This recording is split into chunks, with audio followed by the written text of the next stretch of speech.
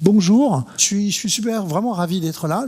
L'université permanente, c'est vraiment quelque chose que j'aime beaucoup, qui est proche de plein de modèles d'universités très ouvertes, comme celle que je vais essayer de défendre aussi dans cet exposé. Donc c'est vraiment très très proche de ce pourquoi on travaille dans le cadre de effectivement cet objet qui est là-haut, qui est la chaire UNESCO Relia. Alors, chaire UNESCO, ceux qui ont vu ma conférence l'année dernière, en fait, il y avait déjà une chaire UNESCO, mais elle avait changé de nom. Donc, on a changé de nom cette année, c'est-à-dire que l'UNESCO, quand elle vous donne une chaire, c'est pour 4 ans. Il a fallu demander, on arrivait au bout de la première chaire UNESCO, donc on a demandé une nouvelle chaire UNESCO. Et cette fois-ci, en fait, on a donc changé un petit peu le profil et on a vraiment mis en évidence ces deux aspects, c'est-à-dire à la fois l'éducation ouverte et l'intelligence artificielle. Ça peut ne pas sembler évident que ces deux choses sont liées. Alors bien entendu, si je suis titulaire d'une chaire là-dedans, c'est que j'y crois profondément et que je pense que ces deux choses sont liées.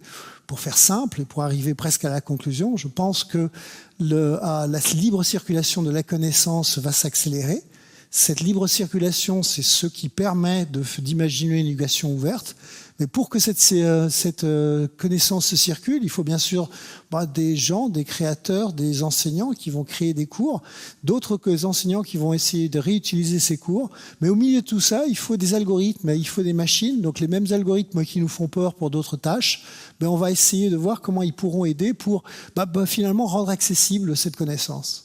Pour donner un exemple, j'en parlais tout à l'heure ici, l'université permanente est riche d'un catalogue extraordinaire. Vous avez sans doute déjà été à des conférences de l'université permanente. Ce matériel existe. Ce matériel, il pourrait être utilisé comme matériel pédagogique. Mais il ne suffit pas de le mettre juste sur un serveur. Il va bien falloir organiser derrière des algorithmes, ce qu'on va appeler des systèmes de recommandation, des algorithmes de recherche intelligente, voire des algorithmes qui vont faire vous poussez, vous êtes dans le bus, et puis ça fait buzz en train de dire, tiens, ça fait un moment que tu n'as rien appris, là je te propose de regarder un quart d'heure de telle conférence qui va t'intéresser. Donc tout ce genre de choses-là qu'on voit déjà dans l'industrie du simple divertissement, on peut le voir venir dans l'industrie, parce que c'est aussi une industrie de l'éducation. Alors ce transparent, il a d'autres particularités. Donc il a tout en haut ce double logo UNESCO et Université de Nantes.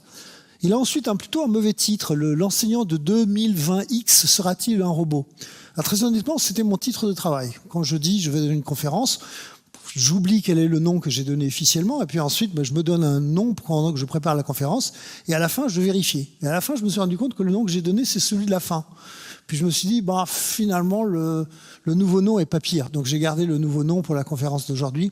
Alors c'est un nom un peu provocateur. Vous verrez que le but n'est pas d'insister là-dessus.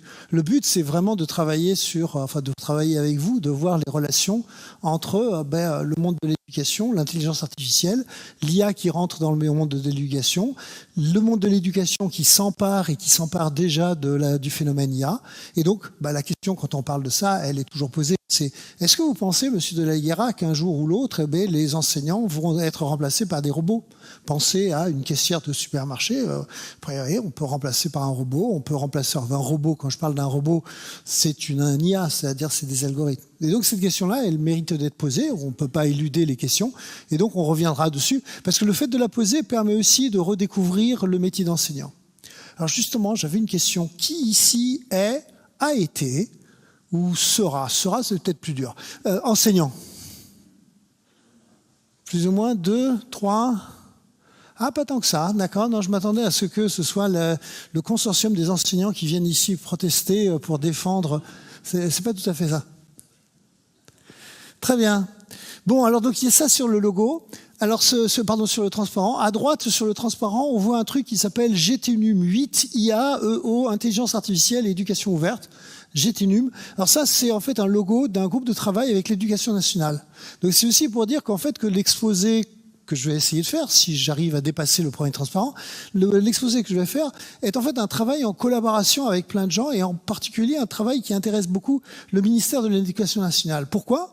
parce que, effectivement, ils sont actifs là-dessus. Ils n'attendent pas qu'il se passe quelque chose. On a la chance d'avoir un ministère de l'Éducation nationale qui va probablement regarder cette vidéo, donc ils seront contents que je parle d'eux, mais qui, quelque part, est particulièrement actif sur cette question, à la fois pour se poser des questions comme comment former les enseignants de demain, et puis maintenant, on en est arrivé à la question comment former les élèves de demain, à ce phénomène d'intelligence artificielle qui arrive et sur lequel il va falloir faire des choses. Donc nous, on travaille avec eux et donc c'est aussi un clin d'œil, plus qu'un clin d'œil, pour dire que ce travail s'inscrit totalement dans ce que nous faisons avec eux. Voilà, donc c'est un travail non pas abouti. C'est pas un travail, je ne veux pas vous raconter ma recherche de ces 5 dernières années. C'est un travail qui est en cours, c'est des choses qui sont aujourd'hui en préparation. On verra à un certain moment, on vous dira, je dirais, l'Europe lance en ce moment un appel pour dire qu'est-ce qu'on fait sur le sujet. Donc on est tout à fait dans le cœur de l'action. C'est difficile de dire voilà l'état de ce qui a été fait. Ce sont des questions tout à fait neuves, tout à fait récentes. Alors, quelques autres points de départ. Donc, le premier point de départ, c'est Isabelle. Donc, Isabelle est enseignante en école maternelle. Peut-elle être remplacée par demain un robot, même si le robot a l'air sympathique et que les enfants vont aimer? Alors, bien entendu, la question est un petit peu surprenante. Et puis la question, même, on peut se poser, est-ce qu'elle fait sens? Est-ce qu'on ne doit pas la balayer directement en train de dire non, bien sûr que non. Et non, bien sûr que non, parce que on le voit aussi à travers la crise du Covid. Sur Covid, le rôle des enseignants est encore absolument colossal. En France, on a gardé les écoles ouvertes, c'est bien parce que on s'est rendu compte que d'avoir l'enseignement à distance pour les enfants, ça marchait pas terrible. Et qu'il valait mieux ce contact avec l'enseignant. Donc ça a été totalement quelque chose d'essentiel. Puis il y a ce monsieur qui est plus un chercheur, un penseur, enfin quelqu'un qui a beaucoup travaillé sur l'éducation, qui s'appelle Sugata Mitra, et lui, à qui on posait cette question, est-ce qu'on peut remplacer l'enseignant par une machine? Et sa réponse, un brin provocante, c'est de dire que, en fait, si on peut le faire, il faut le faire. D'ailleurs, si en gros, si l'enseignant fait un travail tellement répétitif et tellement remplaçable, remplaçons-le. Mais la réalité, c'est que c'est pas vrai, que le travail de l'enseignant est bien au-delà de ce qui pourrait être remplacé. Donc ça, c'est la réponse non. Mais il faut faire attention, parce qu'il y a quand même d'autres éléments par là. Donc les autres éléments, c'est que à l'échelle de la planète, ce sont des millions d'enseignants qui manquent. Alors bien sûr, en France, on entend parler d'un remplaçant par-ci ou d'une classe qui n'arrive pas à ouvrir parce que ils n'ont pas réussi, tout le monde est malade. Mais globalement, on n'a pas ce problème-là. Mais au niveau de la planète, le problème du manque d'enseignants est colossal. Alors c'est colossal sur les petites classes, mais ça monte dans les niveaux. Il y a de plus en plus de gens qui atteignent le niveau de l'université et on calcule que c'est à peu près l'équivalent d'une nouvelle université comme celle de Nantes qui ouvre chaque semaine. C'est-à-dire qu'au niveau mondial, si vous faites le total. Pourquoi? Parce que avant, les universités, ça pouvait être réservé à quelques pays les plus riches. Aujourd'hui, assez logiquement, des gens veulent étudier un peu partout sur la planète. Donc on a un besoin pour aller avec d'enseignants pour pouvoir faire ça.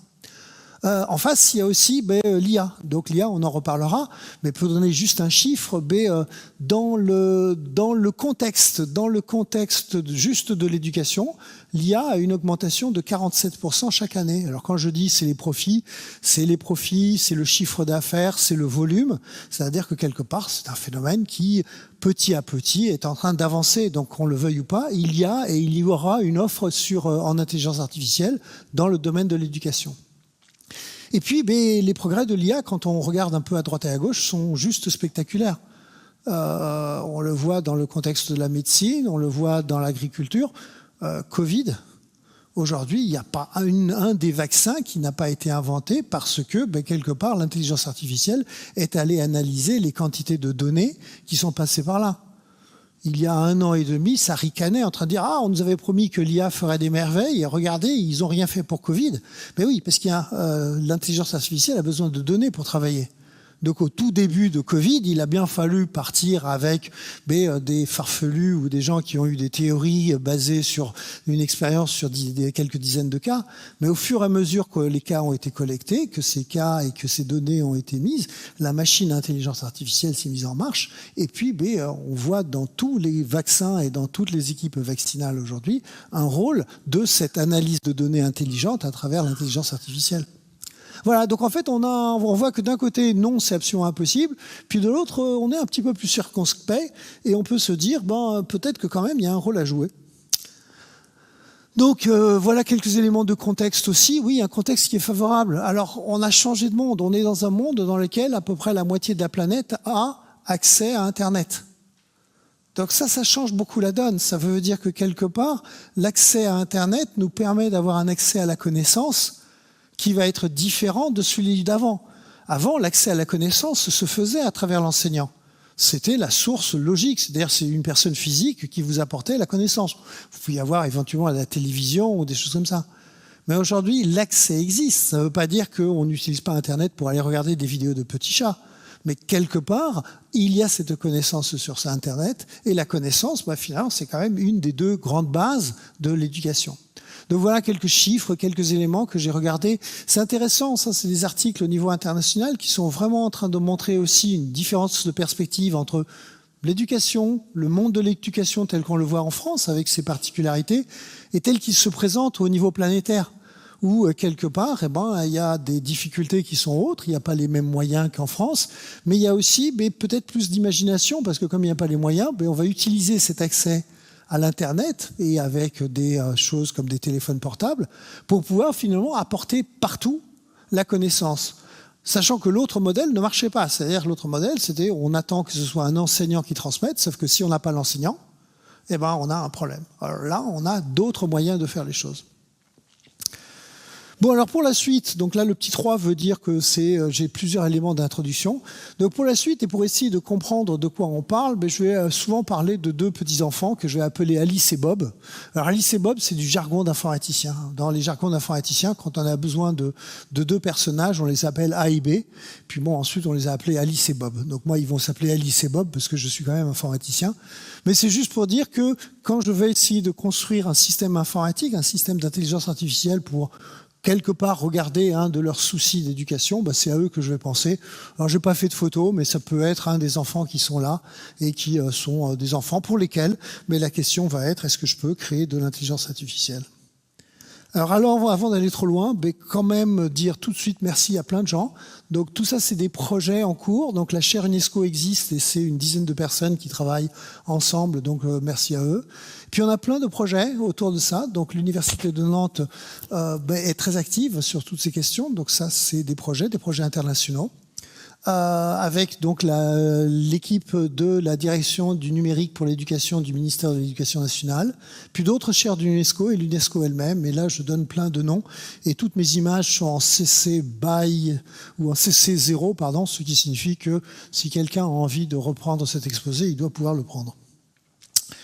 Bien, donc le menu maintenant, parce que tout ça c'était de l'introduction pour juste dire, très bien, il y a un enjeu, on veut faire de l'éducation, l'IA est en train d'arriver, est-ce que l'IA va prendre de la place ? Qu'est-ce que j'ai besoin de comprendre pour pouvoir répondre à tout ça ? On va parler d'intelligence artificielle, pas longuement, parce que c'est pas le but, donc le but c'est juste de rappeler, de donner juste quelques éléments pour comprendre ce que c'est. Les besoins aujourd'hui de l'éducation dans le monde, même si j'ai déjà donné des éléments, je redonnerai. Et je ferai une parenthèse sur l'éducation ouverte. Donc, ma chaire étant éducation ouverte, je vais essayer de faire la différence entre qu'est-ce que c'est que l'éducation par rapport à l'éducation ouverte. Qu'est-ce que ça change ? Parce que finalement, ça change beaucoup les choses. Et on aura ensuite deux sens. On aura l'IA pour l'éducation et l'éducation pour l'IA. Donc, c'est les chapitres 4 et 5, ou les parties 4 et 5. L'éducation à l'IA, c'est la question de est-ce qu'il faut que les enfants soient éduqués à l'IA ? Ceux qui ont entendu l'exposé l'année dernière, j'avais déjà parlé de ça, donc je ne rentrerai pas trop dans les détails. Mais la réponse commence à être oui. Il va bien falloir quelque part que les nouvelles générations se mettent à apprendre l'intelligence artificielle parce que, on le voit, on a des outils qui aujourd'hui sont en train d'être pleins d'intelligence artificielle.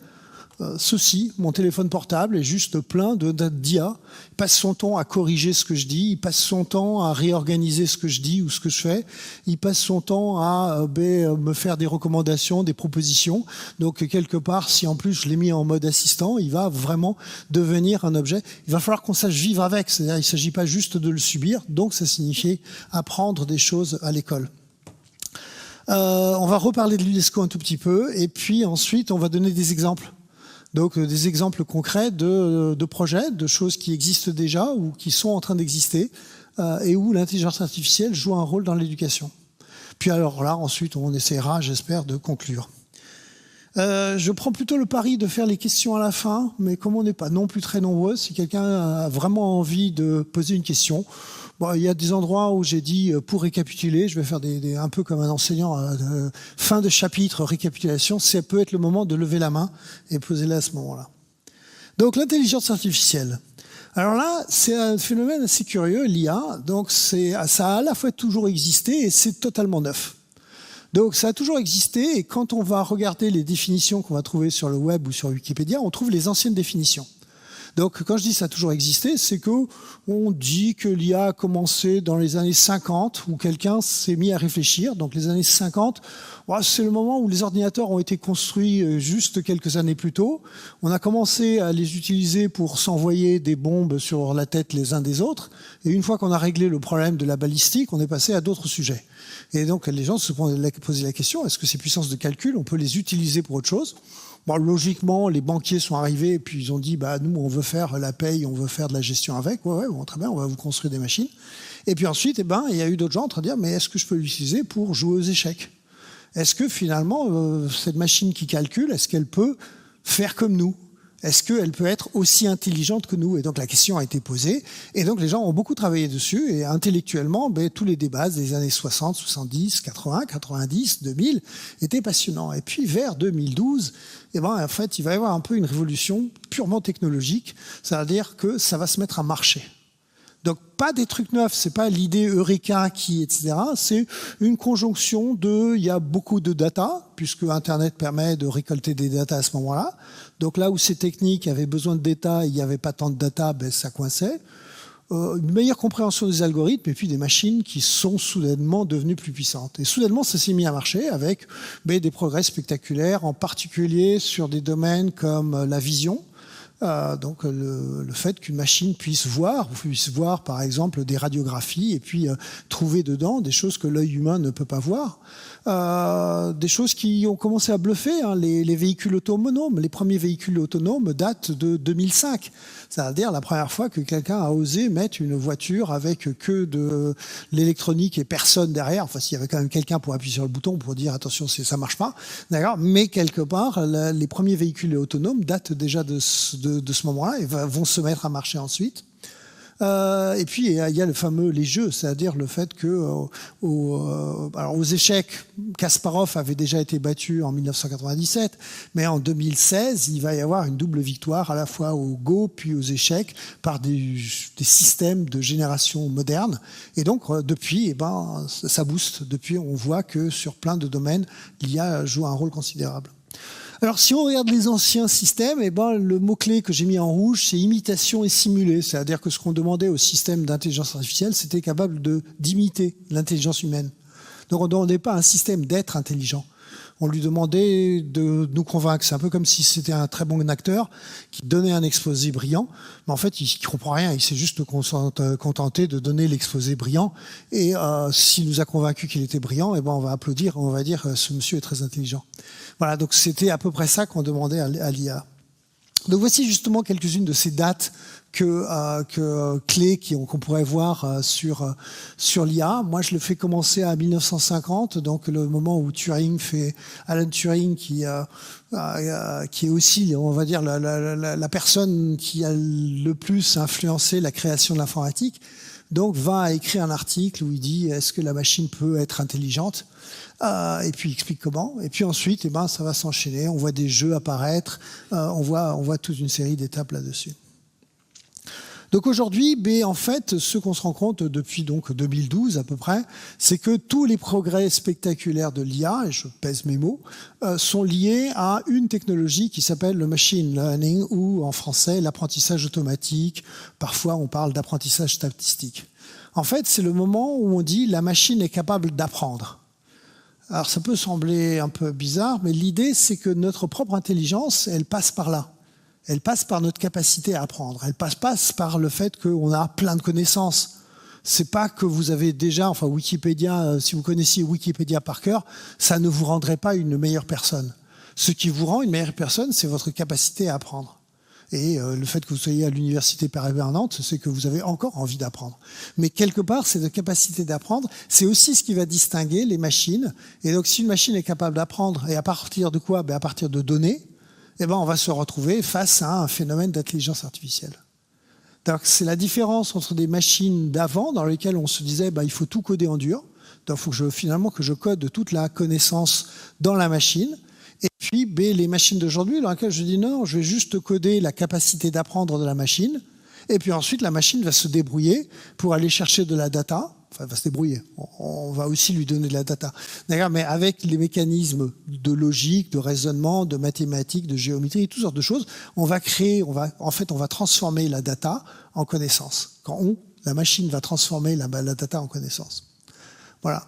Donc ça, c'est un petit peu ce qui fait le cas de la machine. Alors attention, il y a un piège là-dessus. Je parle d'apprentissage automatique et tout à l'heure, on va parler d'apprentissage au sens des enfants, c'est-à-dire de l'éducation. Donc il va bien falloir qu'on sache à quel moment est-ce qu'on est en train de parler de l'apprentissage de la machine et de l'apprentissage des enfants. Mais là, je suis juste sur l'IA, je suis en train de parler de l'apprentissage par la machine. Alors, je me suis dit que j'allais être capable de vous faire comprendre ce transparent. Je ne veux pas y arriver. Mais ce qui m'intéresse dedans, c'est ça vient d'où? Ça vient de l'OCDE, qui ont mis en place un groupe de travail pour définir l'IA, et c'est probablement la meilleure malgré tout définition de l'IA, ce qui montre que c'est pas très clair, d'accord, qui existe. Alors ils définissent pas l'IA d'ailleurs, parce que c'est embêtant de définir l'intelligence artificielle. Dès que vous voulez définir l'intelligence artificielle, il faut passer par la case définir l'intelligence. D'ailleurs, ça on n'a pas tellement envie. Parce que ça, c'est compliqué. Ça, c'est encore plus compliqué. Alors, et eux, ils vont définir des systèmes IA, AI systems. Et c'est pas les seuls. On va trouver plein de gens qui vont faire ça en train de se dire, non, moi, ça m'intéresse pas de définir l'intelligence artificielle parce que ça m'entraîne vers d'autres questions vraiment compliquées. Mais un système IA, c'est-à-dire finalement une machine qui est dotée d'intelligence artificielle, qu'est-ce que c'est? Et donc là, en fait, ce qui nous intéresse, c'est qu'il y a la partie de gauche qui est le système IA et la partie de droite qui est l'environnement. C'est-à-dire que c'est quand même des machines ou des systèmes qui interagissent avec un environnement. Vous pouvez penser, par exemple, à un logiciel qui joue aux échecs ou qui apprend à jouer aux échecs. Et donc, il y a des flèches dans les deux sens. On voit qu'il y a de la perception et de l'activation parce qu'effectivement, le système, finalement, va aller chercher ou récupérer de la data. Aux échecs, il va récupérer les différents coups faits par son adversaire. Et puis, l'activation, c'est que la machine va elle-même jouer des coups. D'accord? Donc, ça va être comme ça.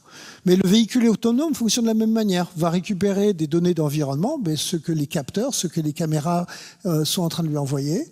Et puis, dedans, il y a toute la partie en rouge, là où il va y avoir du travail de fait. Et puis, à l'arrivée, il y avait une décision. C'est-à-dire, je tourne de 3 degrés vers la droite ou de 2 degrés vers la gauche. Voilà. Donc, c'est le même cercle qui se passe. Et alors, à gauche, qu'est-ce que je vais trouver? En fait, je vais trouver donc les 3 grandes boîtes, algorithme de construction de modèle, le modèle et l'algorithme d'interprétation du modèle. Le mot-clé, c'est le mot modèle. Le mot modèle, c'est l'idée suivante, c'est que l'IA va essayer de transformer les datas en modèles de la réalité. C'est-à-dire, je sais pas, je vois cet amphi, donc j'ai des capteurs, j'ai des informations, je vais essayer de transformer ça en un modèle. Un modèle, c'est quoi? Ça peut être toutes sortes de choses, typiquement un objet mathématique, qui va me permettre de dire un amphi, c'est composé de rangées, de travées, dans lequel il y a des gens qui sont assis. Au 4e rang, il y en a 2. Au 6e rang, il y en a 3. Et puis, j'ai une espèce de description un peu plus abstraite de cette situation-là. L'intérêt de la chose, c'est que le modèle, ça devient quelque chose d'interrogeable par la machine elle-même. Je peux me reposer des questions en train de me dire, il y avait combien de personnes au 11e rang? 1, 2, 3, 4, 5, 11, tac. Alors, je pourrais apprendre par cœur la situation. Ce serait un modèle, mais c'est un modèle qui serait beaucoup trop inintéressant. Il aurait beaucoup trop de détails. Donc, ce qui intéresse, c'est d'avoir des mécanismes de généralisation, des mécanismes d'une certaine manière de simplification pour avoir un modèle plus simple. Vous pouvez penser à la météo. D'accord, vous avez des capteurs partout dans le monde qui sont en train de mesurer, avec des bateaux, sont en train de mesurer l'hydrométrie, le vent, un peu partout. Tout ça, toutes ces datas sont récupérées et on va construire un modèle. Donc un modèle, c'est une série d'équations qu'on peut ensuite faire tourner pour, par exemple, essayer d'anticiper à quoi va ressembler la journée de demain. Je peux aussi l'interroger directement pour dire quelle température fera-t-il à Nantes dans 6 mois, avec bien sûr des probabilité d'erreur d'autant plus grande que le modèle est soit défaillant, soit l'incertitude est grande. Voilà. Donc l'IA, c'est ça. Mais alors maintenant, vous pouvez penser à un prof, c'est la même chose. Il a en face de lui le petit Bob dont on parlait tout à l'heure. En fait, le prof IA va avoir en face de lui un modèle de Bob. Donc, il va se faire une idée, Bob, il ressemble à ça, il a ces trucs-là, et je vais pouvoir m'interroger le modèle pour savoir, en fait, est-ce que Bob, il va avoir des difficultés pour lire ? Est-ce que Bob, il risque de se perdre lorsqu'on passera à l'écriture ? Est-ce que Bob pourrait bénéficier d'un travail accompagné de tel ou tel type ? Donc, on interroge le modèle plutôt que d'interroger Bob. Alors pourquoi ? Parce que Bob, il n'est pas là, mais aussi parce que un algorithme peut interroger plein de modèles en même temps, alors qu'un enseignant peut peut-être le faire que pour une seule personne. Donc voilà un peu l'idée. Alors pour ceux qui veulent en savoir plus sur IA, je vous recommande cette excellente vidéo tournée il y a 1 an. J'ai vieilli en 1 an, je ne sais pas. Donc ça, c'était ici, bien sûr. Enfin, c'était là. Et puis là, vous êtes quand même une 60aine, alors que je crois qu'on était 4 dans la salle, parce que là, on était en Covid complet l'année. Enfin, tout était fermé pendant le confinement l'année dernière. Bon, alors à retenir sur cette section, c'est que l'intelligence artificielle, certes, existe depuis 1950, mais il y a vraiment une accélération. Et cette accélération a des conséquences économiques, mais a aussi des conséquences politiques. C'est-à-dire que tout le monde se doit de réagir par rapport à ça et de se dire, qu'est-ce qu'on fait sur ça ? En fait, Covid est arrivé à un moment où vraiment le boom de l'IA était très très fort. Puis ensuite, il y a eu un petit peu quelque chose de plus urgent. Donc ça a cessé d'être essentiel dans les médias, mais les grandes entreprises, les grands labos, tout le monde a continué à travailler sur ces questions et il y a eu beaucoup de progrès de fait depuis. Donc... juste dire ça, parce qu'il y a une proposition qui est conventionnelle, où en France, on aime bien dire que l'IA, c'est rien d'autre que la suite de l'IA d'avant. Moi et quelques-uns, on pense que non, qu'il y a une vraie rupture, c'est-à-dire que l'IA qu'il y avait avant, c'était gentil, les idées étaient très bien, mais en pratique, ça marchait pas. Or, la différence, c'est que l'IA qui est en place depuis, 5 ans, est une IA qui fonctionne. Et donc ça change quand même la donne. Alors, les besoins de l'éducation. Donc, au niveau du monde, les besoins de l'éducation sont résumés par ceci, par le fait que dans les objectifs de développement durable qui ont été adoptés par les Nations Unies, l'objectif numéro 4, c'est le 4e, qualité de l'éducation. Et le but, c'est de garantir l'accès à tous et à toutes à une éducation équitable, gratuite et de qualité, à travers toutes les étapes de la vie, donc pas simplement pour les petits, en éliminant les disparités entre les sexes et les revenus. Et on veut mettre l'acquisition des compétences fondamentales et de niveau supérieur pour vivre dans une société durable. Bon, c'est juste indiquer que assez logiquement, ça surprend personne de dire que Nations Unies plus UNESCO, on dit, attendez, l'éducation, c'est quand même le truc, on n'y touche pas, c'est super important. Alors c'est même plus fort si je regarde les engagements des Nations Unies, donc dans la charte, en fait, parmi les droits fondamentaux, il y a un droit de recevoir et de répandre des informations. Donc finalement, il y a une espèce de droit déjà de quelque chose que moi j'appellerais éducation ouverte après, c'est-à-dire qu'il y a le droit d'avoir accès à l'information. C'est-à-dire que si vous avez le droit à l'éducation, mais en fait, l'enseignant n'a pas accès aux connaissances, ça pose quand même un problème. Donc avoir ce droit à l'éducation, c'est pas juste quelque chose, je vous mets un enseignant devant. C'est avoir droit à savoir, effectivement, l'éducation dans l'état des connaissances tel que c'est porté sur la planète aujourd'hui. Donc c'est vraiment important et ça fait que depuis quelques années, l'UNESCO, on en reparlera, mais c'est un peu le bras armé des Nations Unies pour tout ce qui est l'éducation.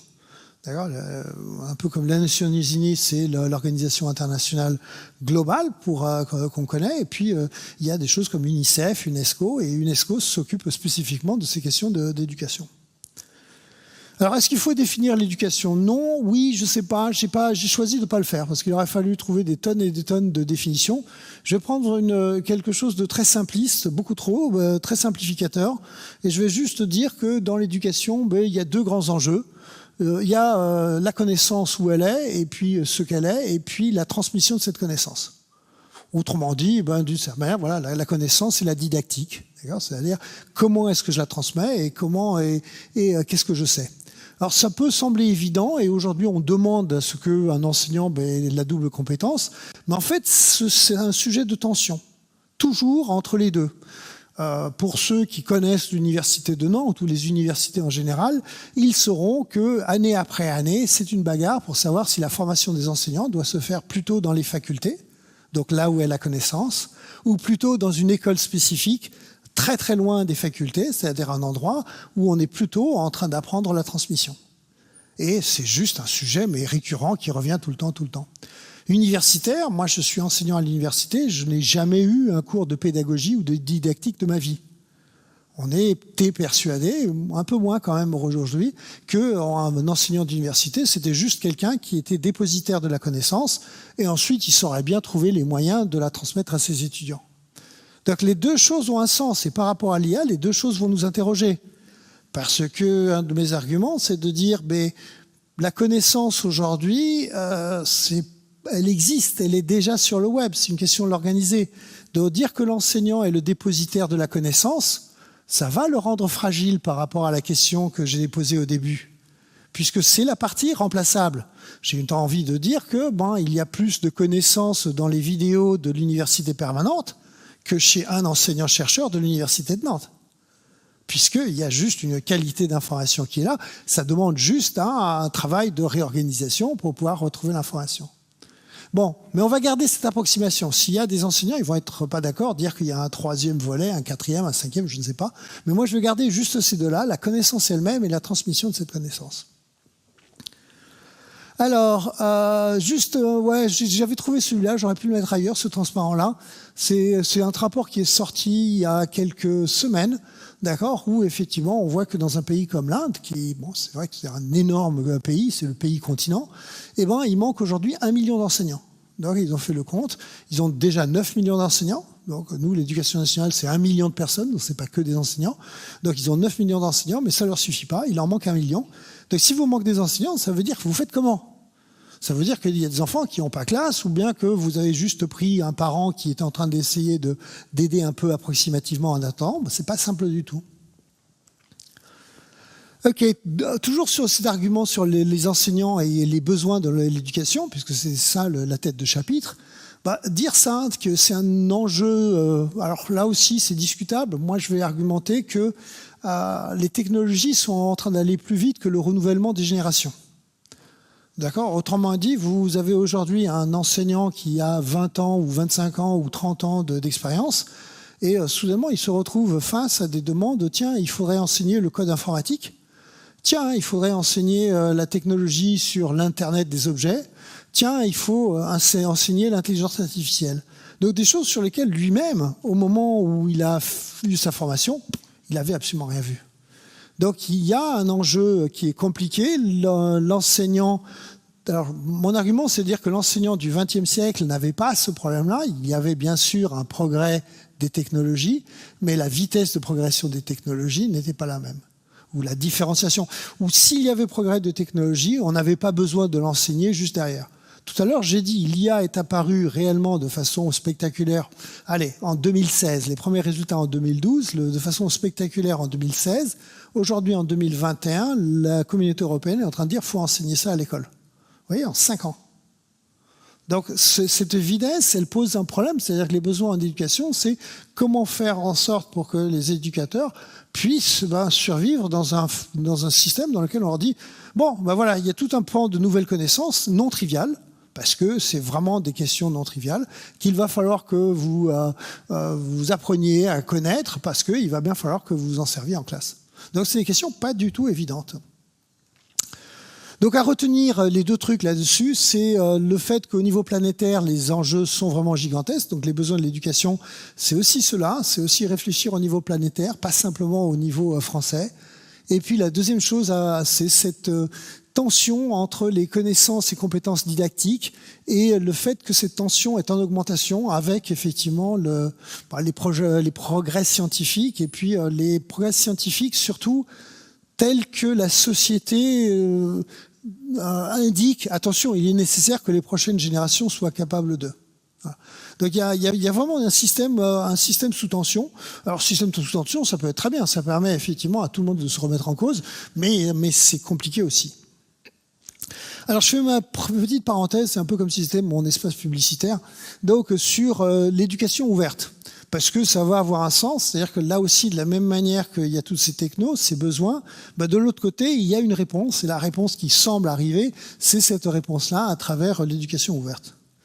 Donc, l'idée de l'éducation ouverte, c'est de faire en sorte, l'enjeu, c'est d'accélérer, de rendre la transmission de la connaissance la plus facile possible.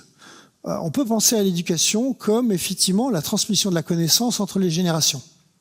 C'est une génération qui transmet la connaissance à la nouvelle génération qui arrive, qui va transmettre, etc. Le rôle de l'éducation qui va aller dans ce sens-là.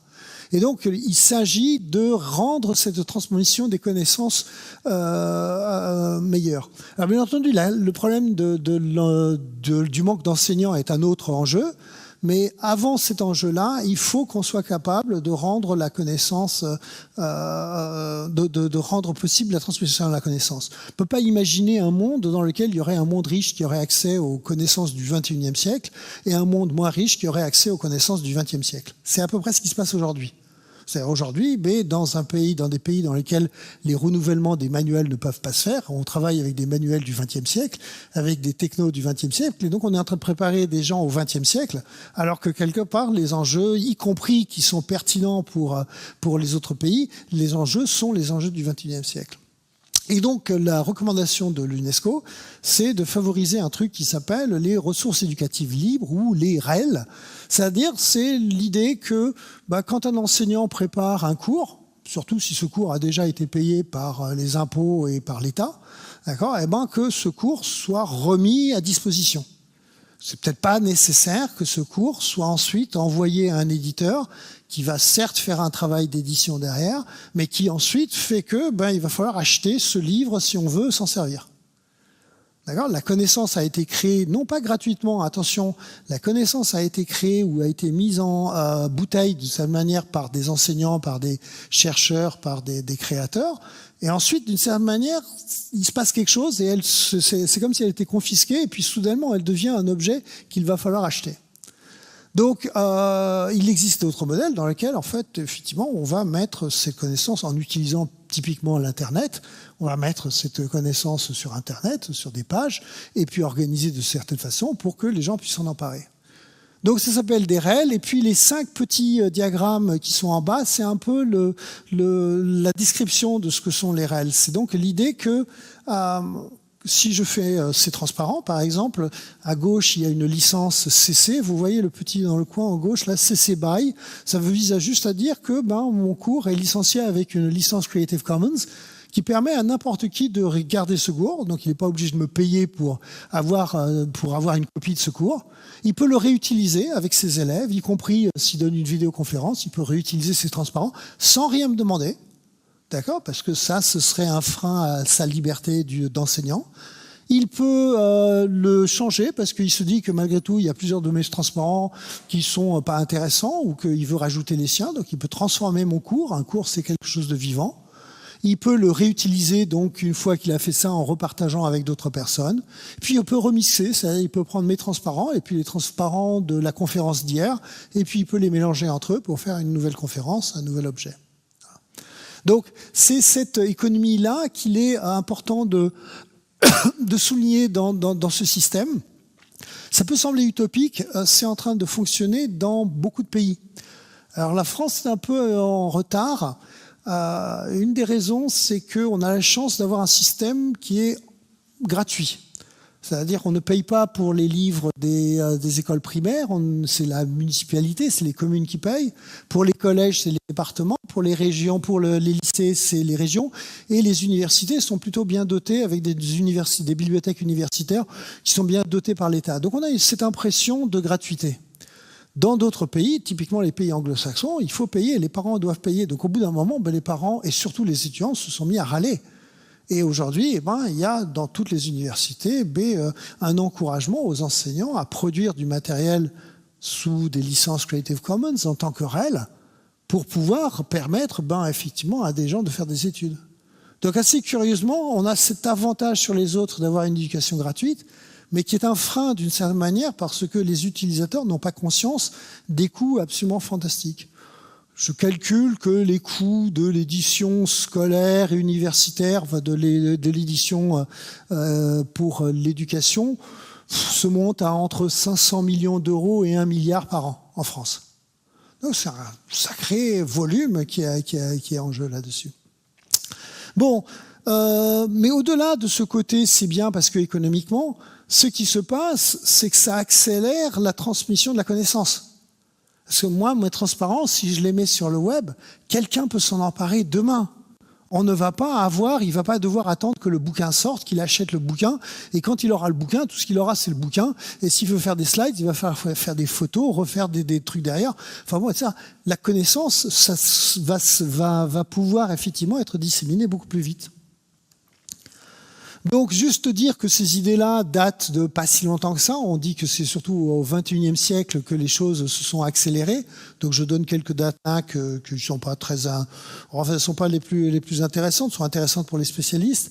Ce qui est intéressant, c'est plutôt de regarder historiquement. Et historiquement, l'éducation a été ouverte. Au Moyen-Âge, dans les premières universités, en fait, vous n'étiez pas obligé d'être inscrit avec une inscription, avec une série de règles pour pouvoir apprendre. Tout le monde avait le droit d'apprendre.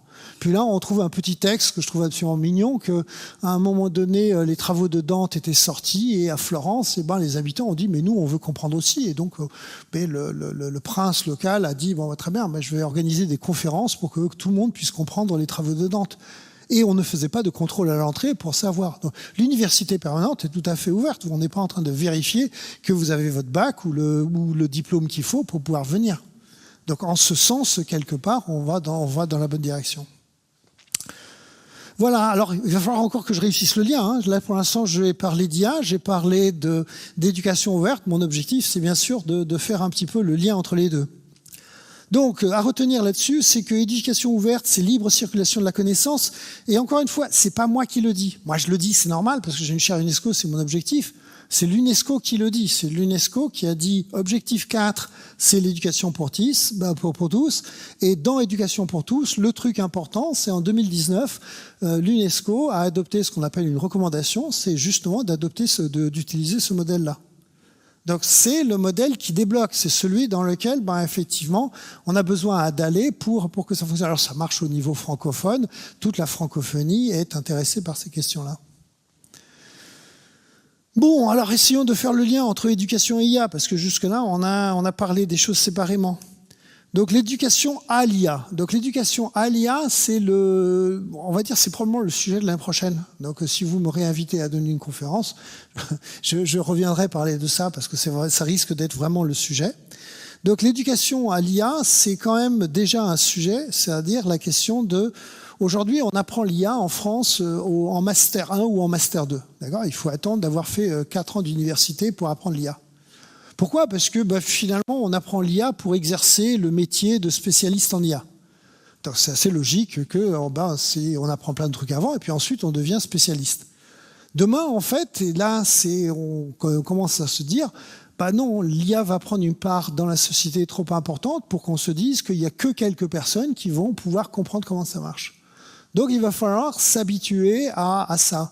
Alors pas nécessairement pour en faire, mais au moins pour comprendre quelles sont les décisions qui vont vous être suggérées. Pour comprendre par exemple pourquoi est-ce qu'à un moment donné l'IA va prendre une décision et vous, malheureusement, elle va vous toucher négativement. Parce que finalement, statistiquement, vous êtes la mauvaise personne. Vous êtes justement atypique. D'accord ? L'IA va avoir une tendance désagréable à, quelque part, gagner statistiquement, ce qui signifie, faire plaisir à la majorité. Parce que c'est comme ça que vous faites pour que les pourcentages d'erreurs vous soient favorables. Donc comprendre un petit peu tous ces phénomènes-là, ça va être important. Donc je dis qu'il y a toute une série de travaux. Les 2 derniers sont des travaux à moi, qui sont des rapports que j'ai écrits pour l'UNESCO sur justement cette question. Et donc je dis que mon pari, c'est que ça va concerner tout le monde et que ça va être sur la table dès l'année prochaine où on va commencer à, probablement de façon expérimentale, se demander, alors de qui va-t-on parler ? Alors on va commencer par dire, les étudiants de licence. Puis le ministère de l'Éducation nationale est déjà en train de penser au lycée. Et puis d'autres au collège. Et puis il y a des gens qui testent dans d'autres pays à l'école primaire. Donc on apprend à juste de raisonner pour pouvoir en fait s'appuyer sur la machine, pour pouvoir s'appuyer sur l'IA dans les activités de tous les jours, dans les activités éducatives de tous les jours. Alors, qu'est-ce qu'on a besoin de comprendre pour être dans un monde plein d'IA? Alors, c'est des slides que j'ai repassés, que j'ai passé à peu près l'année dernière, mais je les passe un peu vite. Donc, la question qui était là posée, c'était pas tellement comment on enseigne l'IA, mais qu'est-ce qui change fondamentalement dans notre conception du monde et qu'il va falloir réussir à comprendre pour pouvoir se dépatouiller dans un monde un peu IA. Et j'avais dégagé 4 ou 5 grandes familles de questions. Donc la première, il va falloir comprendre ce que c'est que ces fameuses data. On parle de tout le temps des data, les data, les data. Alors pour ceux qui ont chez eux des tableurs, les data, c'est un tableur. D'ailleurs, c'est un tableur, vous avez des lignes et des colonnes, sauf que le nombre de lignes, c'est quelques millions, et le nombre de colonnes, c'est aussi quelques millions. Et donc, en fait, on ne peut plus le regarder, et donc il va falloir en fait, essayer d'avoir des algorithmes qui vont essayer de regarder ces datas pour nous, à notre place, et transformer ces datas en quelque chose qui soit utile, typiquement en règles, typiquement en décision. Et donc c'est là où cette façon, ces algorithmes qui transforment, qui malaxent la data et qui vont transformer la data en quelque chose qui nous aide, c'est ça ce qui finalement fait le cœur de l'IA. Il y a un autre enjeu avec les datas, c'est de comprendre que ces datas ne sont pas consistantes. Donc toute l'éducation est basée sur des données consistantes. Consistantes, ça veut dire que un truc est soit noir, soit blanc. Mais il ne peut pas y avoir des points blancs à l'intérieur des points noirs et des points noirs à l'intérieur des points blancs. Ça ne marche pas. Ça, si vous faites ça, quelque part, monsieur, là, il y a un point blanc qui est du mauvais côté. Alors ce monsieur-là, en fait, je l'ai eu de la part d'enseignants. C'est-à-dire, j'ai fait une formation à l'IA un jour, et les enseignants n'étaient pas du tout d'accord parce que effectivement, c'était pas des blancs, c'était des bleus au milieu des rouges et des rouges au milieu des bleus. Mais ce qui est normal, c'est-à-dire que là, si je faisais n'importe quelle règle statistique dans cette salle, il y aurait des exceptions. Alors, il y aurait des gens qui ne respecteraient pas. Et c'est très bien ainsi, et c'est tout à fait normal. Or, quelque part, on n'apprend absolument pas à travailler en prenant en compte ces exceptions. Donc l'exemple type, c'est celui-là, là où je le donne à mes étudiants régulièrement. Je leur dis, très bien, on va essayer d'apprendre une règle pour savoir combien d'heures il faut travailler pour avoir les meilleures chances de réussir son examen. Et là, le problème, c'est que les datas sont inconsistantes parce que on a Fred qui a travaillé 4 heures et il a échoué. Donc, il va nous poser un problème. Et là, quand on travaille sur les datas, la tendance de notre éducation, c'est de dire, j'enlève Fred. Parce que Fred, il m'embête. Fred, c'est quelqu'un qui, quelque part, c'est une erreur. C'est une anomalie. Or, quelque part, il faut absolument laisser ces datas et il faut avoir des méthodes qui sont capables de prendre en compte des données tout à fait normales. C'est tout à fait raisonnable que de temps en temps, il y ait quelqu'un qui travaille dur et qui ne réussisse pas son examen. Donc, ce travail sur ces datas, ce travail-là, il n'est absolument pas pris en compte dans les systèmes éducatifs. Tous les exercices qu'on reçoit, ou à peu près au collège, au lycée, ils font une séparation et les choses sont ou ne sont pas. Mais il n'y a pas des choses comme ça. C'est toujours embêtant, donc on les enlève. Le deuxième phénomène important avec l'IA, c'est l'aléatoire. Donc l'aléatoire, c'est le fait que, quelque part, quand vous avez un monde absolument énorme de possibilités, parfois la bonne solution, c'est de partir au hasard là-dedans pour essayer d'explorer. Et comme on a la puissance de calcul avec nous, en fait, on pourra faire plein d'explorations au hasard. On rajoutera ce qu'on appelle des heuristiques pour en fait chercher dans les bonnes directions. Mais on va quand même rajouter du hasard là-dedans pour que ça marche. Alors, toute l'informatique contient depuis longtemps de l'aléatoire, mais pour l'IA, alors là, c'est un régal. C'est-à-dire, il n'y a pas un système d'IA dans lequel il n'y a pas d'aléatoire. L'argument qui est derrière, c'est vraiment, le truc est trop complexe, si je ne mets pas de l'aléatoire, je vais juste être en train de redécouvrir une solution qui existait déjà. Si je veux découvrir quelque chose de nouveau, quelque chose de différent, il va falloir que je donne ce petit coup de pouce au destin. Alors c'est quelque chose de quand même assez anormal dans toutes les sciences, d'accord, de se dire, je rajoute l'aléatoire, et c'est grâce à cet aléatoire que je vais avoir finalement des meilleures solutions. En rajoutant de l'aléatoire, en fait, je vais même avoir des choses plus sécurisées. C'est-à-dire que si j'ai envie d'avoir un système qui, dès le début, va m'assurer plus de robustesse, j'ai intérêt à mettre de l'aléatoire dedans. On pourrait se dire que c'est exactement l'inverse. Si je rajoute du hasard dans un système, je vais prendre des risques. Mais en fait, c'est des risques, mais c'est des risques bien calculés par rapport à le risque qui existe de toute façon.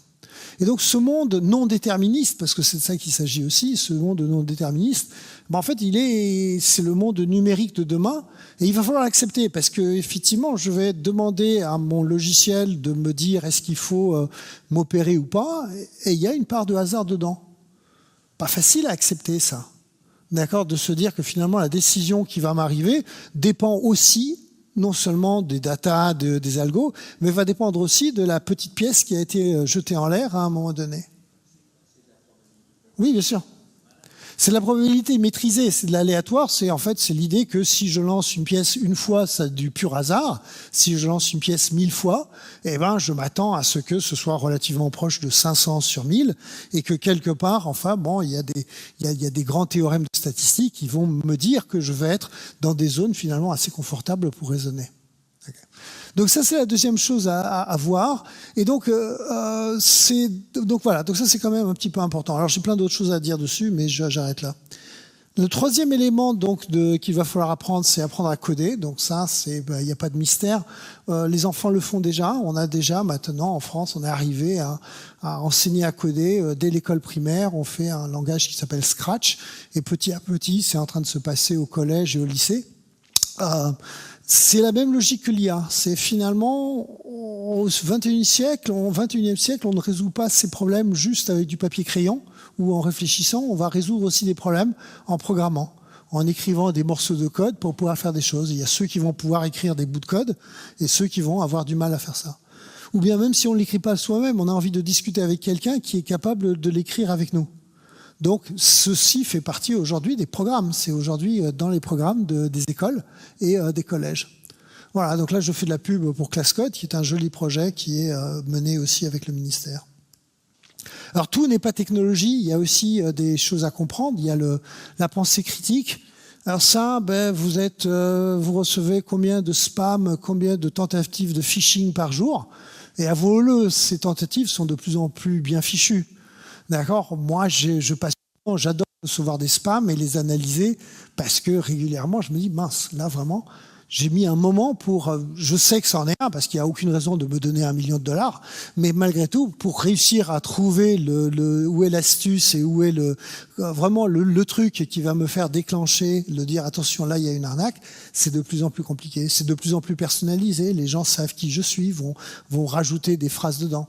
Donc, ce monde dans lequel on va avoir à faire une pensée critique, en fait, ce qui se passe, c'est qu'on va avoir besoin de l'IA elle-même pour battre l'IA. D'ailleurs, nous, humains, on a du mal à distinguer dans les deux visages qui sont là, quel est le visage qui a été créé purement synthétiquement par un algorithme, de quel est le visage qui est le visage d'une vraie personne. Par contre, un algorithme peut le détecter. Et donc, il va bien falloir nous-mêmes, on sache utiliser des algorithmes pour ça. On le fait déjà. Quand vous avez justement un mail qui est suspect, je pense que vous récupérez un morceau de mail, vous le mettez dans votre moteur de recherche, et puis vous allez sur tel ou tel site. Finalement, vous utilisez la machine contre la machine. Vous êtes en train d'essayer d'utiliser l'ordinateur pour essayer de détecter quelque part si c'est un spam, si c'est un scam, si c'est quelque chose. Voilà, donc il va bien falloir s'aider de l'IA pour survivre contre l'IA. Bon, le dernier de ces points, c'est plus compliqué, mais ça va rejoindre nos questions d'éducation. C'est qu'il y a de plus en plus il y a plein de choses qui changent dans plein d'incertitudes qui arrivent. Alors, je donnais quelques exemples. Donc, la définition de l'intelligence, qui est totalement mouvante avec l'IA. Aujourd'hui, on a tendance à penser que l'intelligence, c'est ce que la machine ne peut pas faire. D'accord ? C'est-à-dire on va utiliser l'intelligence artificielle pour définir l'intelligence humaine. D'accord ? On n'a surtout pas envie, on a un ras-le-bol que chaque fois qu'on dit ça, c'est être intelligent, et puis la machine arrive en train de dire ça y est, c'est bon, je l'ai fait aussi. Donc en fait, on définit à l'inverse. L'expérience, c'est troublant, ça. On était persuadé que notre société est basée sur l'expérience humaine, c'est-à-dire le fait qu'une génération transmet à la génération suivante. Dans les fameuses logiciels, ce qu'on appelle AlphaGo 0 et Alpha 0, donc ça c'est à peu près les meilleurs logiciels aujourd'hui pour gagner au jeu de Go ou au jeu d'échecs, en fait ils ont jeté toute la connaissance humaine, ils n'ont gardé que les règles du jeu, et puis ensuite ils se sont dit, ils ont mis le logiciel face à lui-même pour qu'il apprenne à jouer. Donc sans intervention humaine, ni directe, c'est-à-dire en apprenant avec un instructeur, ni même en lui donnant des catalogues de parties. Et en fait, la machine est devenue totalement invincible en faisant ça. Donc c'est assez curieux, c'est-à-dire jusque-là, on était persuadé, et toutes les recherches, toute l'IA des années 60 est plutôt basée sur je prends un humain, je prends le raisonnement de l'humain, et j'essaye de me demander comment ce raisonnement de l'humain, je vais pouvoir le mettre dans une machine. Donc, je me souviens de lire des articles à l'époque sur les joueurs d'échecs. Qu'est-ce qui faisait qu'un joueur d'échecs, dans telle position, prenait telle ou telle décision? Et donc, on décortiquait les différents mécanismes de prise de décision. Et c'était ça qu'on essayait de mettre dans la machine. Tout ça, c'est jeté là. Là, maintenant, on dit à la machine, voici les règles, un pion bouge comme ça, le cavalier mange comme ça, l'objectif, c'est de gagner. Vas-y, joue contre toi-même jusqu'à ce que tu deviennes invincible. Et c'est à peu près comme ça que ça marche. Donc ça pose des questions sur l'expérience. La créativité, on a de plus en plus, aux échecs typiquement, il y a des coups joués par la machine qui paraissent géniaux aux humains qui le regardent. Donc on peut se dire, mince, on est persuadé qu'il n'y avait que nous humains qui étions capables de créer. Or, la machine aujourd'hui est capable de créer. Et créer veut dire quoi? De nous surprendre. C'est-à-dire le coup joué par la machine est surprenant et donc quelque part, ça nous questionne. Bon, le dernier, je rentre pas dans les détails, mais la notion de vérité elle-même, vous la connaissez aussi à travers les fakes, ou même vous-même, vous prenez une photo et puis vous vous plaisez pas, vous appuyez sur un bouton pour que ça arrange un petit peu, quoi. Donc quelque part, on s'est tous habitués à créer nos propres fakes d'une certaine manière. Mais sur l'éducation, la question, et j'aurais pu le rajouter à cette liste, elle prend un sens aussi. Et ça va être de plus en plus difficile d'éduquer les jeunes face à une IA qui saurait faire la même chose. Prenons les langues, par exemple. Est-ce que c'est utile d'apprendre l'anglais là, maintenant, en 2021 ? Est-ce que quelque part, quand on voit les progrès spectaculaires des traducteurs automatiques, on n'a pas la tentation de se dire « là, je suis en 6e, est-ce que j'ai vraiment besoin, dans 7 ans, quand je vais sortir, j'aurai un module, je vais le mettre sur le bout de mes lunettes, et puis je comprendrai ce qui va se passer ?» Alors bien sûr, il y a un vrai débat pour expliquer que non, que c'est pas ça, que la langue c'est pas juste le mécanisme, qu'il y a la culture derrière, il y a tout le reste. Mais néanmoins, mettez-vous à la place de l'enfance, c'est pas gagné. D'accord ? C'est un peu comme si on disait, non, faut que tu continues à faire de l'haltérophilie parce que demain tu risques d'avoir à transporter de lourdes tâches. On sait que demain on n'aura pas de lourdes tâches à transporter parce qu'on a des machines qui vont faire ça pour nous. Donc peut-être que c'est pas, si je fais de l'haltérophilie, c'est pour être beau à la plage, c'est pas pour être utile à la société pour faire des choses. Et donc là, tous ces skills, toutes ces compétences qu'on est en train d'acquérir à l'école, beaucoup de ces compétences vont nécessairement être questionnées à cause de la capacité de la machine à faire au moins aussi bien les choses. Alors, j'ai pas de réponse là-dessus, je suis juste en train de dire que il va falloir réfléchir à ça, c'est-à-dire finalement quelles sont ces choses qui aujourd'hui ou hier nous semblaient importantes et qui demain, si elles semblent moins importantes, il va bien falloir répondre. Est-ce que ça veut dire qu'on l'arrête ou pas ? Ou est-ce que ça veut dire que quelque part, il faut trouver les bons arguments qui vont justifier qu'on apprenne l'anglais ? Voilà. Bon, voilà, donc ça c'est quand même des vrais sujets et comme je disais, c'est des sujets qui vont arriver très très vite, si on est déjà en train d'arriver, on est déjà en train de travailler avec les enseignants là-dessus, mais c'est des sujets qui sont bien compliqués. Donc ça va être des enjeux, il va falloir savoir l'utiliser, et donc je disais, il y a déjà des propositions qui sont sur la table, c'était un peu les documents que j'ai montrés au début, et puis il y a ce qu'on appelle de l'argent de l'Europe, d'accord, ça marche souvent pour faire travailler les chercheurs. Donc, il y a l'Europe qui, aujourd'hui, fait des appels à projets en train de dire « Allez-y, dites-nous ce qu'il faut faire ». Donc, bien entendu, les uns et les autres, nous allons réfléchir à ces questions-là. Alors, j'ai un petit chapitre que je vais aller faire vite, c'est juste, mais c'est des choses qu'on a déjà dit. IA et les liens entre l'UNESCO et l'IA. Donc, l'UNESCO, c'était quoi ? L'UNESCO, c'est 3 choses. L'UNESCO, c'est l'éducation. C'est la science et la culture. Donc la culture, c'est la partie qu'on connaît le plus parce que c'est le héritage de l'humanité, d'accord ? C'est l'endroit qu'on va visiter parce qu'il y a le label UNESCO dessus, d'accord ? Et science, on le voit moins, mais en fait, c'est un vrai arbitre des sciences et éducation, c'est un énorme arbitre au niveau international sur l'éducation. Donc là, les enjeux, ils sont absolument partout, et donc l'UNESCO a des priorités, et les priorités, c'est l'Afrique, c'est l'égalité entre les sexes, donc sur ces questions de l'éducation. Et donc on cherche à assurer éducation de qualité pour tous, et bien sûr de le faire dans le contexte du développement durable. Et le discours est de s'intéresser à ces questions d'éducation et de science dans un contexte dans lequel il y a des nouveaux défis sociaux et éthiques. Et dans les défis socio-éthiques, il y a justement l'intelligence artificielle. Puisque derrière l'IA, il y a des gros enjeux des grands enjeux d'éthique, puisque c'est un peu ce qu'on a vu dans les médias ces derniers mois. Il y a eu quand même, avec des grandes entreprises que je nommerai pas là parce que je suis filmé, mais enfin il y a quand même eu toute une série de choses où les questions éthiques sont sévèrement atteintes. Donc, si les mêmes questions d'éthique qui se produisent dans d'autres domaines viennent se produire dans le domaine de l'éducation, on a un problème. Donc, il faut vraiment surveiller ce genre de choses-là.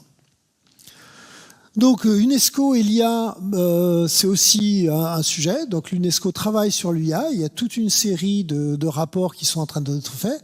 Et c'est intéressant parce que dans un monde dans lequel, finalement, l'IA aujourd'hui, vu les enjeux commerciaux, c'est soit les États eux-mêmes qui prennent ça en tant que priorité nationale, soit les grandes entreprises, l'UNESCO joue un petit peu le rôle d'arbitre là-dedans. Et donc, c'est un peu l'endroit où les gens se rencontrent, discutent et établissent des règles du jeu. Donc, parmi les règles du jeu, je vais sauter ces deux-là. Parmi les règles du jeu, il y a des règles du jeu qui concernent justement l'IA et l'éthique. Et il y a quelques jours à peine, lors de l'Assemblée générale de l'UNESCO, on sait que l'UNESCO, c'est en France que ça se passe. Le siège de l'UNESCO, c'est à Paris. Et là, lors de l'Assemblée générale de l'UNESCO, c'est tous les 2 ans. Donc cette fois-ci, leur décision, ça a été de voter une recommandation sur l'éthique de l'IA, et en particulier de l'éthique de l'IA pour l'éducation. Donc c'est encore indiqué que c'est des sujets sur lesquels on a du mal à communiquer, mais c'est des sujets sur lesquels les gens travaillent beaucoup. Et peut-être juste dire qu'il y a pour dire du bien de copains, c'est des gens qui travaillent en Slovénie, et dont je fais partie aussi, un laboratoire IRCAI, qui est le premier laboratoire de recherche agréé par l'UNESCO. D'accord ? Donc on peut faire de la recherche sur ces sujets tout en ayant un espèce de label UNESCO. Bon, alors on a travaillé sur l'éducation et l'IA, je voulais travailler sur l'IA pour l'éducation. Donc l'IA pour l'éducation, c'est la question de est-ce que je peux faire fonctionner l'intelligence artificielle dans l'éducation ? Et là, peut-être comprendre ce que c'est, déjà utiliser des choses sur l'IA, mais je vais utiliser un autre transparent pour essayer d'expliquer que dans le développement de l'IA, il y a 4 grandes étapes qu'on va demander à de l'intelligence artificielle. Donc la première, c'est, vous vous rappelez, j'ai dit, le but, c'est on a des datas. Et le but, c'est de prendre ces datas et de les transformer en autre chose. Donc la première étape, c'est juste d'être capable d'utiliser les datas pour, à travers des tableaux de bord, dire voilà ce qui s'est passé. Donc si j'étais en train de faire de l'éducation, j'aurais des datas sur mes élèves et j'aimerais avoir juste facilement des outils qui me permettent de dire qui a réussi l'exercice, qui a des problèmes avec les pluriels, avec les genres, avec telle ou telle chose. Donc, est-ce que je peux récupérer facilement ce genre de choses-là ? Donc ça, c'est vraiment le niveau 1, c'est le niveau de description. Le niveau 2, c'est analyser. Pourquoi ça s'est passé ? Donc, je vois qu'il y a quelques élèves qui ont vraiment une difficulté sur un exercice. Je vois. Le logiciel voit qu'il y a des difficultés sur un exercice et me propose une explication. Me dit, attention, ces élèves étaient tous absents la semaine dernière. D'accord ? Ou les élèves qui ont une difficulté à tel endroit avaient aussi une difficulté il y a 2 semaines. Donc cette capacité d'analyse du passé, donc de diagnostic en quelque sorte, d'accord, c'est finalement le 2e étage de la fusée intelligence artificielle. C'est est-ce que quelque part l'IA est capable d'aider l'enseignant pour pouvoir trouver un petit peu ce qui s'est passé. Le 3e niveau, c'est la prédiction. C'est ce qu'on avait parlé pour la météo. J'ai pas juste envie de savoir qu'il a fait mauvais hier, ça je le savais déjà à la limite. D'accord, ce que j'ai envie, c'est de savoir s'il va faire beau ce week-end.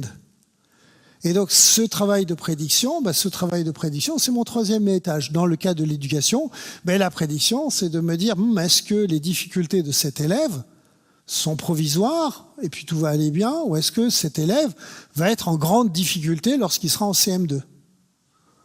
Okay. Alors, ça peut sembler impossible, ça peut sembler de deviner. En fait, si vous avez assez de data, vous pouvez faire ce genre de choses-là. Si vous avez vu plein de data d'élèves pendant plein d'années et que vous avez leur dossier, vous pouvez savoir quel est le pourcentage d'élèves qui ont été en difficulté en CP sur ça, ça et ça, et qui ensuite ont la difficulté en CM2. Donc vous pouvez faire une prévision statistique. Vous n'êtes pas en train de dire « je suis sûr que ». Rappelez-vous, on a dit qu'il y aurait des stats là-dedans, qu'il y aurait des probas, et qu'on serait avec des incertitudes. Mais quelque part, ces incertitudes, ce sont les mêmes que celles d'un enseignant aujourd'hui. Un enseignant voit que le gamin, il a une difficulté en CP, mais on est capable, il se dit « ouh, ça risque d'être difficile en CM2 ». Simplement, la différence, c'est que l'IA va avoir accès à des milliers ou des dizaines de milliers ou des centaines de milliers de dossiers pour faire son analyse, là où l'enseignant, au mieux, c'est 20 ans de carrière ou c'est 30 ans de carrière. Donc c'est ça qui change la donne. Donc si on peut prédire, c'est déjà bien.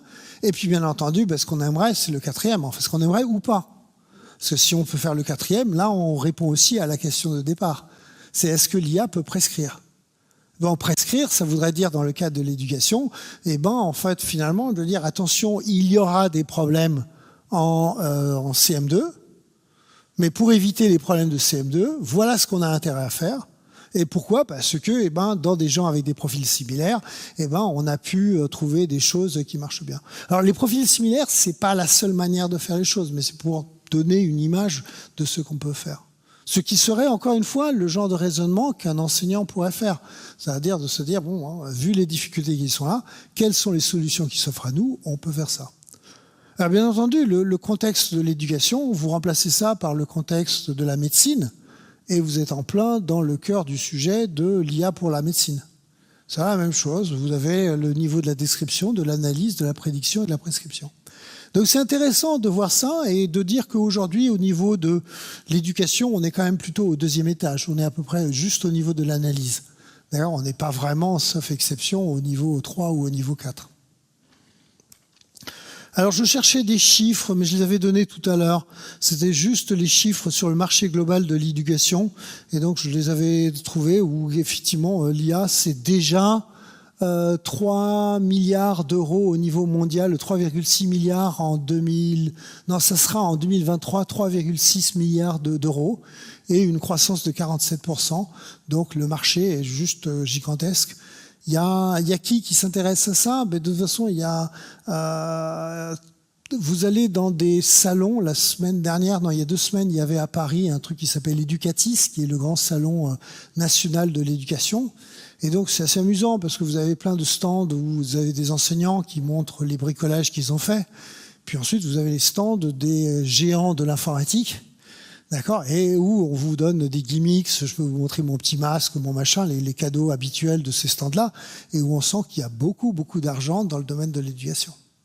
Et surtout de l'argent lié à ce genre de questions-là. Bon, alors, en France, je vais refaire de la pub pour eux. En France, on a la chance que, depuis un moment, au niveau du ministère de l'Éducation nationale, il y a un groupe qui s'appelle la Direction du numérique pour l'éducation. Et ils essayent de travailler à la fois en interne et puis en collaboration avec les universitaires. Et donc il y a en particulier 2 groupes de travail, donc 2 GTNUM, l'un qui est fait avec Nice et l'autre qui est fait avec Nantes. Donc celui de Nantes, c'est le nôtre.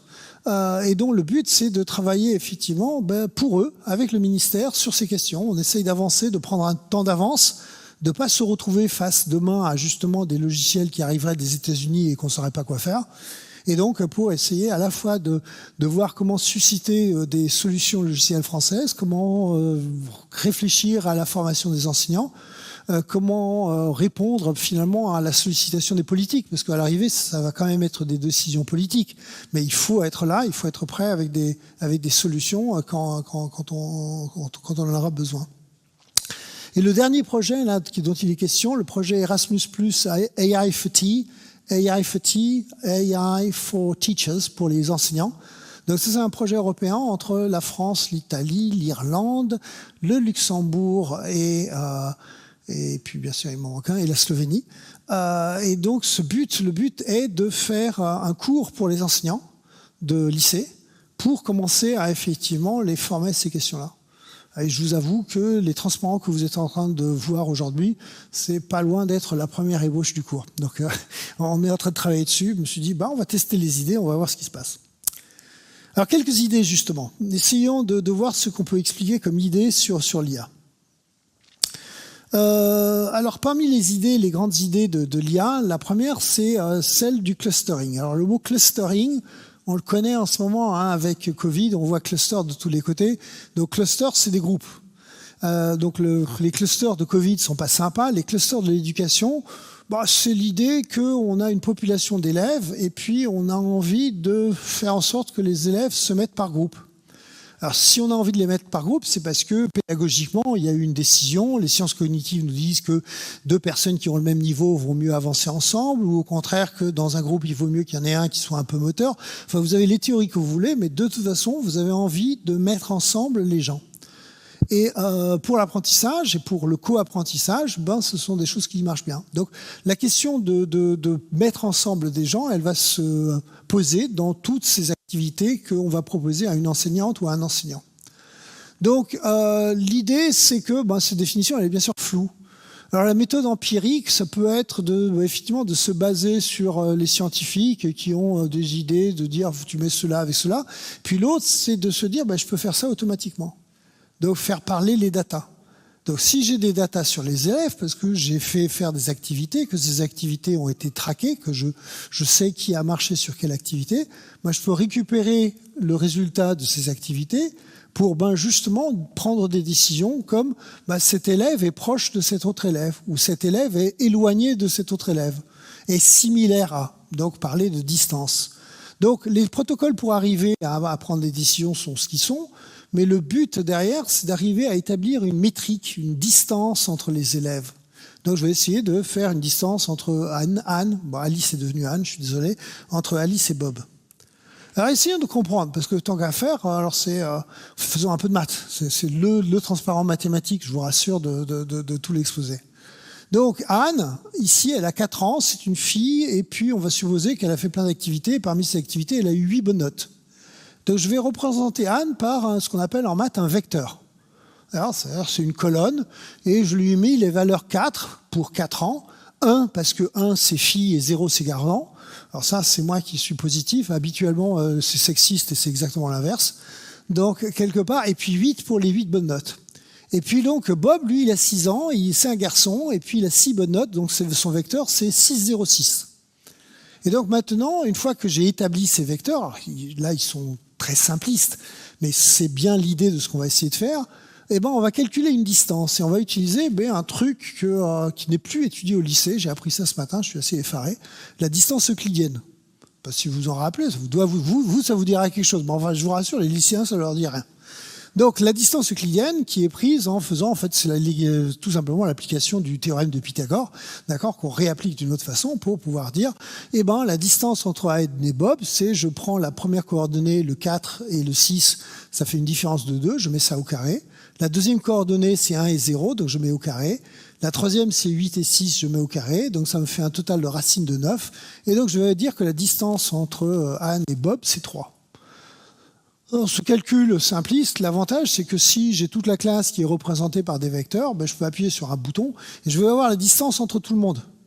D'accord ? Je vais connaître les distances 2 à 2 de tout le monde. Et ça, une fois que j'ai fait ça, je peux créer des clusters avec des algorithmes comme celui-ci qui s'appelle l'algorithme des K-means et dont le but, c'est facile, vous avez des points qui sont un peu partout et donc on cherche à faire des clusters. C'est-à-dire, je cherche à mettre ensemble les trucs qui sont proches et puis de rendre séparés les trucs qui sont séparés. Donc, graphiquement, si je suis en 2D, ça se voit très bien. Si je suis en 3, 4, 5 dimensions, j'ai plus de mal quand même à faire ça graphiquement. Mais l'idée, elle est quand même la même, c'est je crée des clusters de cette façon-là. Donc, je minimise ce qui s'appelle les distances intra-clusters et je maximise les distances inter-clusters. Donc, ça donne des choses de ce type-là. Au départ, tous les points auraient été de la même couleur, et puis avec un algorithme, on va créer des clusters. Alors, je peux mettre des conditions supplémentaires, je peux chercher à privilégier des clusters de taille équivalente, parce que si j'ai besoin de faire des activités, etc.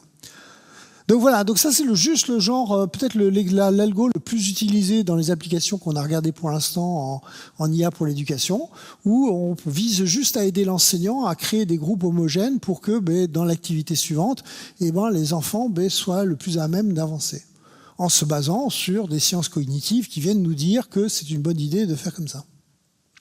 Alors, il y a plein de doutes à avoir là-dessus. Il y a des critères qui pourraient être bizarres. Là, bon, je l'ai pas utilisé, mais j'aurais pu mettre un critère ethnique dans une des lignes. Alors, j'ai mis le genre. C'est raisonnable de mettre le genre là. Pourquoi j'ai mis le genre? Au nom de quoi j'ai mis le genre? Qui a décidé que je devais mettre le genre?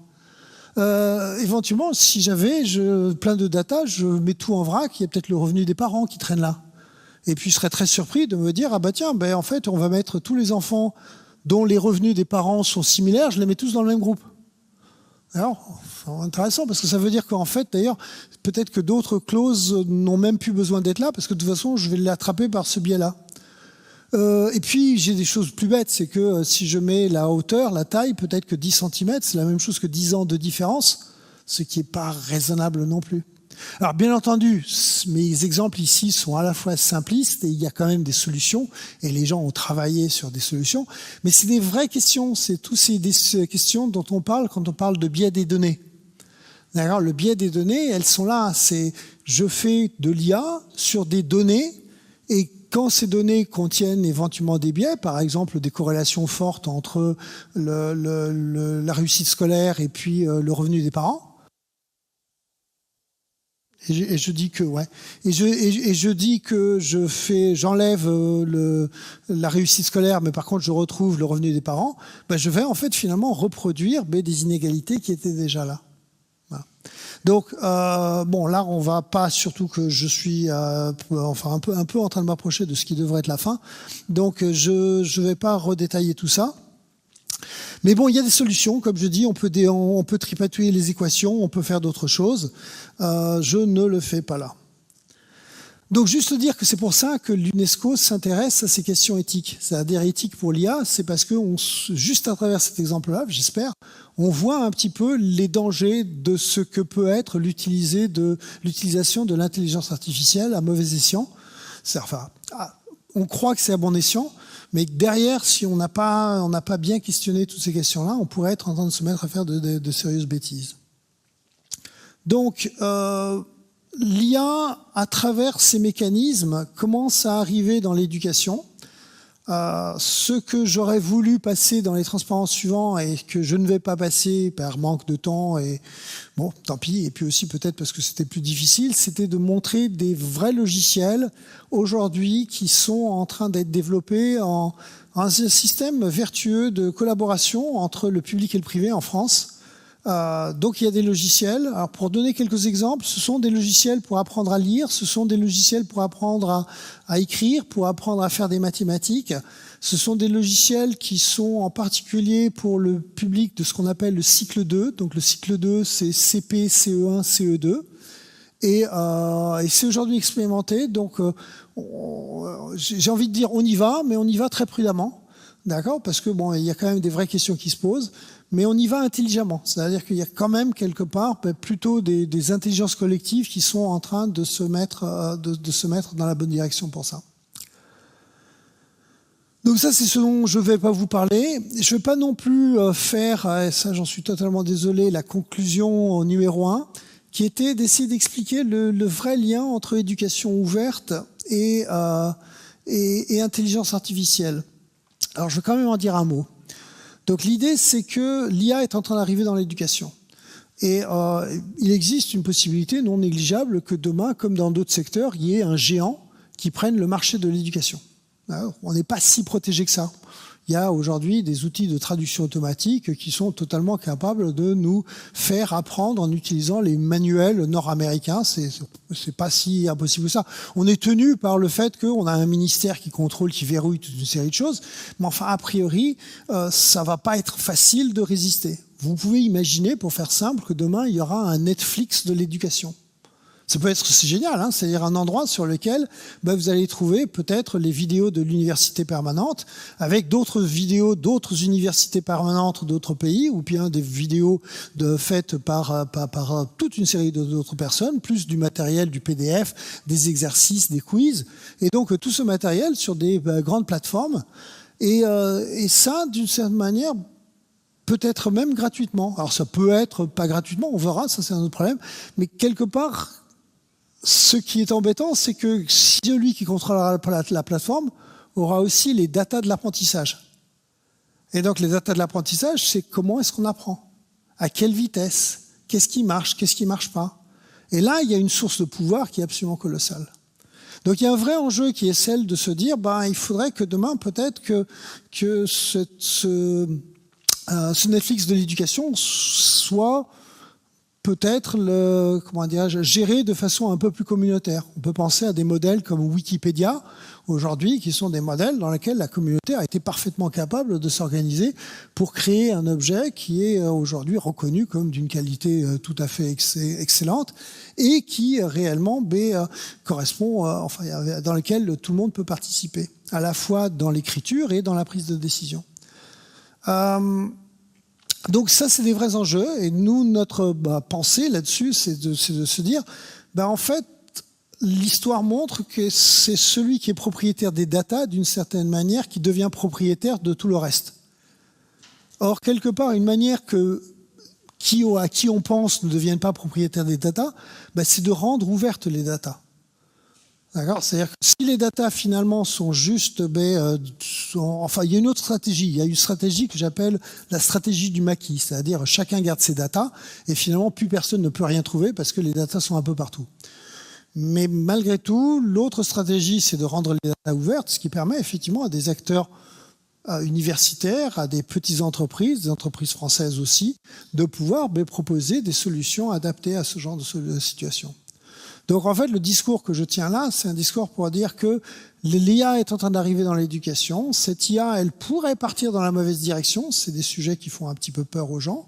Ou bien cette IA, elle peut partir dans de meilleures directions, c'est-à-dire finalement être un peu au service du plus grand nombre, avec des organismes comme l'UNESCO, avec des systèmes de partage qu'on commence à connaître. Mais c'est maintenant que vont arriver un petit peu les heures du choix. Donc, je vais passer réellement au transparent de conclusion. Juste arriver là et on va conclure là-dessus. Donc, sur la discussion, c'était est-ce qu'à la fin, un enseignant peut être remplacé par un robot ? En fait, sur les deux rôles que j'avais donnés aux enseignants, l'IA peut jouer un rôle, mais il va être différent. Je pense que le rôle le plus important sera sur le rôle donné sur la connaissance. C'est-à-dire que de toute façon, c'était déjà en train de basculer. De plus en plus, on sent bien que l'enseignant n'est pas le dépositaire de la connaissance. C'est un transmetteur de connaissances, mais ce n'est pas le dépositaire. Il y a des sujets, quand aujourd'hui on va chercher un enseignant pour dire « Tiens, à partir de la semaine prochaine, tu enseignes le code informatique », on ne s'attend pas à ce que ce soit un dépositaire de la connaissance. En face de lui, il y a un gamin qui joue à l'ordinateur tous les soirs, qui en sait plus que l'enseignant. Donc, on ne peut plus imaginer l'enseignant dépositaire de la connaissance. Par contre, transmetteur, organisateur de ces connaissances, oui. Donc, la première chose, c'est celle-là. Sur les ressources elles-mêmes, en fait, il va y avoir des alternatives à l'enseignant et des choses avec lesquelles l'enseignant va pouvoir finalement travailler. Sur la pédagogie, par contre, il commence à y avoir des petites choses, mais chaque fois qu'on voit ces choses, elles sont au moins imaginées en partie pour aider l'enseignant. En école primaire, c'est difficile de faire un travail personnalisé. Par contre, grâce à l'ordinateur, vous pouvez quand même mettre chaque élève derrière une machine qui avance un petit peu à sa vitesse. Et s'il y a un feedback vers l'enseignant, l'enseignant peut être gagnant là-dessus. Donc, rôle futur de l'IA, je pense qu'au niveau des contenus, il va vraiment se passer des choses dans les années qui viennent. Je crois vraiment à ce Netflix de l'éducation et il va se faire dans pas très longtemps. C'est-à-dire une fois que tous ces contenus seront un peu interopérables, on va pouvoir interroger directement le web pour dire tiens, j'ai envie d'apprendre des choses sur la physique quantique et puis je vais avoir un moteur de recherche qui va me dire tu commences par regarder cette vidéo, puis tu lis ce texte, puis tu passes là-dessus et puis finalement un parcours de la connaissance qui va pouvoir se calculer automatiquement. On a les outils pour faire ce genre de choses-là. Voilà. Derrière, il y a d'autres idées. Il y a ce qu'on appelle les micro-compétences, les micro-séquences, les micro-certifications. C'est-à-dire qu'aujourd'hui, on va à l'université pour finir avec un diplôme unique. On sent bien, surtout si on va s'éduquer tout au long de la vie, qu'on va aller plutôt vers des systèmes où on va acquérir des brins de connaissances. On va faire un petit truc, et puis là-dessus, on a envie d'avoir quelque chose qui nous le certifie. Donc ce genre de système est en train de se mettre en place. Vous avez peut-être entendu parler des badges. En France, on est très diplôme, mais il y a d'autres pays où, quelque part, les certifications très partielles de petites compétences qui viennent s'accumuler dans un e-portfolio sont en train de fonctionner. Voilà, enfin, si juste vous avez envie d'en savoir plus, le blog de la chaire, le ministère de l'Éducation nationale a un truc qui s'appelle le carnet hypothèse, dans lequel il y a régulièrement des articles sur ces questions. Et puis alors pour ceux qui parlent anglais et qui veulent en savoir vraiment plus, j'organise dans 2 jours dans un truc qui s'appelle un barcamp. Donc un barcamp, c'est un endroit où ça va discuter beaucoup sur le web forcément. C'est chez nos amis allemands. Et le titre, c'est « Est-ce que l'intelligence artificielle pour l'éducation ouverte, est-ce que c'est ami ou ennemi ?» Donc les gens vont être partagés en groupes. Il y a ceux qui vont être les ennemis, ceux qui vont être les ennemis, et on va tous discuter. Donc ça, c'est une occasion de practice your English if you want. Voilà, et puis ce sur quoi moi j'ai fini. Je suis très preneur de remarques, à part celle de « oui, c'est un peu dégueulasse, vous nous avez fait sauter la dernière demi-heure », mais je suis très preneur de remarques, c'est quand même des exposés, un exposé, je vais les dire, en gestation, donc il manque encore des choses, mais j'espère vous avoir un petit peu convaincu. Merci.